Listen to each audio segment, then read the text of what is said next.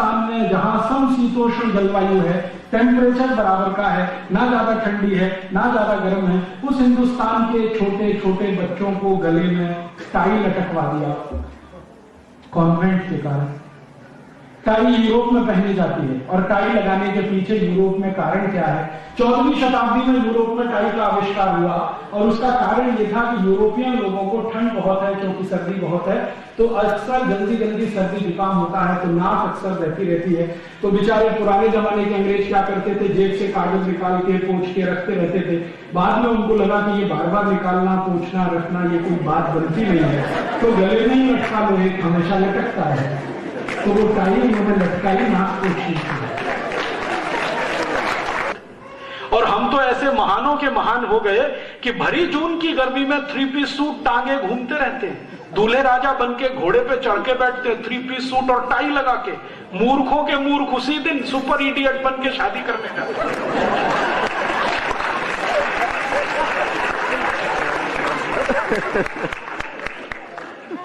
किसी को मैं पूछता हूं, भैया ये शादी का दिन है, इडियट क्यों बन रहे हो? ये 3 पीस सूट और टाई लगा के जून की भयंकर गर्मी में 45 डिग्री टेम्परेचर में जब पसीना पसीना शरीर हो रहा है, टाई सूट लगा के घोड़े पे चढ़ के बैठे हो, घोड़े पे बैठने की ये ड्रेस नहीं है। तो कहते राजी भाई आज तो छोड़ दीजिए। क्यों? आज शादी है तो शादी के दिन सुपर इडियट होना है क्या? जोकर बनना है क्या? और मैं कभी कभी उनसे कहता हूं कि भैया अगर तुम 3 पीस सूट और टाई लगाते हो तो शादी के समय अपनी पत्नी को मैक्सी पहनाओ या मिडी में लेके आओ। मिडी समझते? हाफ स्कर्ट यहां तक, घुटने के ऊपर तक की स्कर्ट को वहां मिडी कहते हैं। तो मैं कहता हूं मिडी में लाओ अपनी पत्नी को, मैक्सी में लाओ, क्योंकि आप से गृहस्थी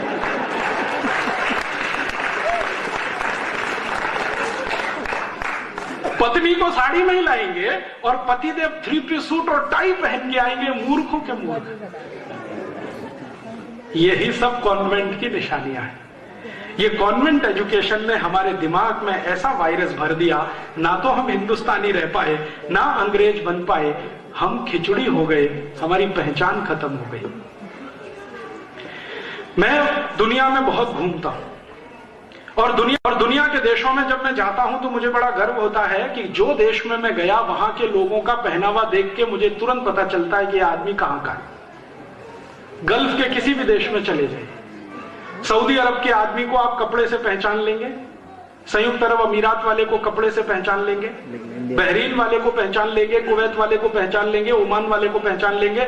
और कई बार तो ऐसा होता है कि पूरे कपड़े देखने की जरूरत नहीं, सिर पर जो स्कार्फ बांधा हुआ है ना, उससे मैं देश बता सकता हूं ये आदमी किस देश का है। ये हिंदुस्तानी विचित्र बंदा है, कहीं भी घूमे यूरोप और अमेरिका में पहचान ही नहीं सकते कि किस देश का है, सरदारों को छोड़कर। हाँ, क्योंकि वो अकेले बचे हुए हैं जिन्होंने अपनी पगड़ी नहीं छोड़ी है, जिन्होंने अपने केश नहीं छोड़े हैं, जिन्होंने अपना कड़ा नहीं छोड़ा है, जिन्होंने अपनी कटार नहीं छोड़ी है। मैं दुनिया में जहां भी जाता हूं सिखों को तुरंत पहचान लेता हूं कि ये पक्का हिंदुस्तानी है। बाकी किसी हिंदू को पहचानना बहुत मुश्किल होता है, क्योंकि 3 पीस सूट और टाई लगा के वो अंग्रेजों का बाप नजर आता है। जो कोई हमारे पोशाक से हमें नहीं पहचान सके तो ऐसी इज्जत और ऐसे सम्मान का क्या करें?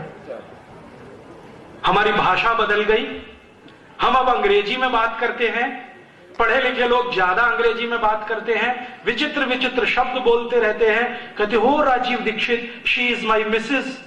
मैं पूछता हूं really she is your missus? क्योंकि मिसेस का मतलब नहीं मालूम। मिसेस का मतलब होता है धर्म पत्नी को छोड़कर कोई भी महिला। जी जी, एग्रीड सर, एग्रीड।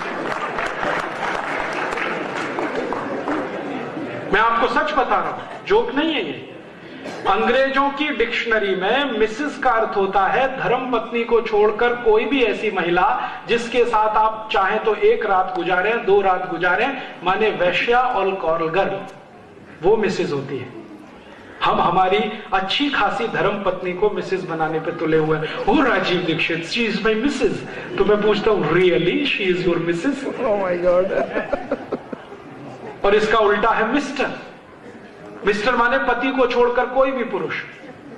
जिसको आप इस्तेमाल करने के लिए लाए, पैसा देके सवेरे विदा करेंगे, वो मिस्टर। हम अपने धर्मपति को मिस्टर बनाते हैं, धर्मपत्नी को मिसेस बनाते हैं, बिना सोचे समझे अंग्रेजों की नकल करके अपने को अंग्रेजों से बड़ा सिद्ध करने की कोशिश करते हैं।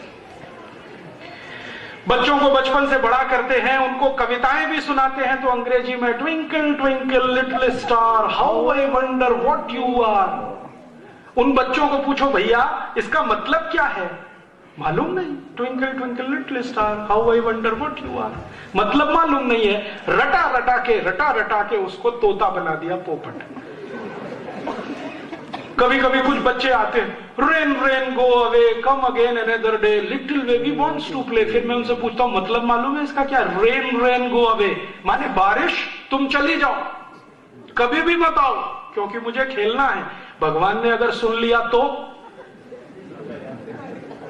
आप बोल रहे हैं रेन रेन गो अवे, बारिश तुम चली जाओ चली जाओ चली जाओ, कभी भी मत आओ। भगवान ने सुन लिया बारिश आएगी नहीं, भूखे मर जाएंगे आप सब। ऐसी उल्टी उल्टी कविताएं क्यों सिखा रहे हैं? Rain rain go away come again another day. तो आप बोलेंगे जी कौन सी कविताएं सुनाएं? क्या पंजाबी में कोई कविता नहीं है, हिंदी में नहीं है, मराठी में नहीं है? मराठी की एक कविता मुझे याद आती है, बता देता हूं। ये रे पाऊसा तुला दे तो पैसा, पैसा झाला खोटा पाऊस आला मोटा। माने बारिश तुम जल्दी जल्दी आओ, जल्दी जल्दी आओ, ज्यादा ज्यादा आओ, मैं तुमको पैसा दूंगा। ऐसी कविता है मराठी की। ऐसी ही होगी कोई पंजाबी में, ऐसी ही होगी हिंदी में, जिसमें बारिश को हम बुला रहे हैं, रेन रेन गो अवे नहीं सिखा रहे हैं, बारिश तुम चली जाओ। हमारा दिमाग पता नहीं कहां चला गया। ऐसी मूर्खता की कविताएं बच्चों को सिखाते हैं, मूर्खता के स्टेटमेंट उनको बताते हैं। बच्चों को बोलना सिखाते हैं, मम्मी बोल, मां मत बोल, मम्मी बोल। मम्मी का मतलब है मरा हुआ, MUMMY, मम्मी माने मरा हुआ। और डैडी, डैडी माने मरे हुए जैसा। और अब और तरक्की हो गई है, अब बोलते हैं डैड, पूरा ही मरा हुआ।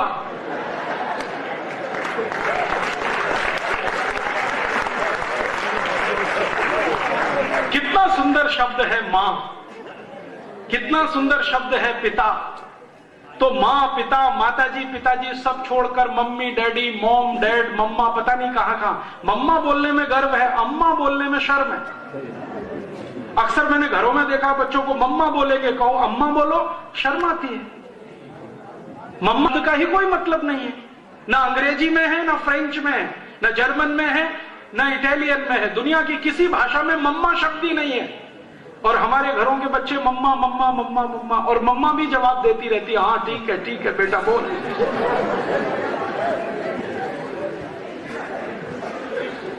मेरा आपको हाथ जोड़कर विनती है, अपनी पहचान को मत डुबोइए। दुनिया में जिनकी पहचान खत्म हो जाती है उनका सब कुछ खत्म हो जाता है। दुनिया में हर देश अपनी पहचान के लिए लड़ता है, चाहे वो छोटा सा इराक हो या ईरान हो या सऊदी अरब हो या फ्रांस हो या जर्मनी हो या स्वीडन हो या स्विट्जरलैंड हो या डेनमार्क हो। हर देश अपनी पहचान के लिए लड़ रहा है, दूसरे किसी भी देश की गुलामी में जाने को तैयार नहीं है, क्योंकि पहचान खत्म हो जाएगी। हम खुशी से अपनी पहचान लुटवाने पर, खत्म करवाने पर तुले हैं। मेरी आपको विनती है कि भगत सिंह जी के शहादत दिवस की पूर्व संध्या पर अपने जीवन में एक संकल्प लें कि हम अपनी पहचान बनाकर रखेंगे, क्योंकि आपकी पहचान चली गई तो फिर आपकी आने वाली पीढ़ी के सामने तो और बड़ा संकट खड़ा हो जाएगा। और जिस लोगों के समाज की पहचान चली जाए, राष्ट्र भी टूट जाएगा, राष्ट्र भी चला जाएगा, बचेगा नहीं इसमें कुछ भी। इसलिए इस अंग्रेजियत में से डूबे हुए आप सब लोग थोड़ा बाहर आइए, अपने जीवन में छोटे छोटे से कुछ संकल्प लाइए और इन संकल्पों की मदद से अपनी पहचान को आगे बढ़ाइए। आप बोलेंगे हम भारत में रहते हैं तो भारत की पहचान है कुछ, वो पहचान कहां है? भारतीय भोजन, भारतीय भाषा, भारतीय भूषा, भारतीय भजन, भारतीय भेषज, ये सब भारत की पहचान है। मेरा कहने का मतलब यह है कि जहां भी संभव हो अपनी पहचान मत खोइए। भारतीय भोजन के स्तर से शुरू करिए, अपनी पहचान वापस लाइए। माने भारतीय भोजन ही अपने परिवार में और अपने जीवन में अपनाइए। ये जो अंग्रेजियत का भोजन है, pizza, burger, hot dog, cold dog, chow mein, इसमें कहां फंस गए आप लोग? और आप जानते हैं ये pizza, burger, hot dog, cold dog सब बनते हैं गाय के मांस से या सुअर के मांस से। लेकिन यहाँ तो होता ही नहीं है। क्योंकि इसको बनाने वाली जो कंपनी है मैकडोनल्ड और एक है केंटकी फ्राइड चिकन, ये दोनों कंपनियां ओपनली बोलती हैं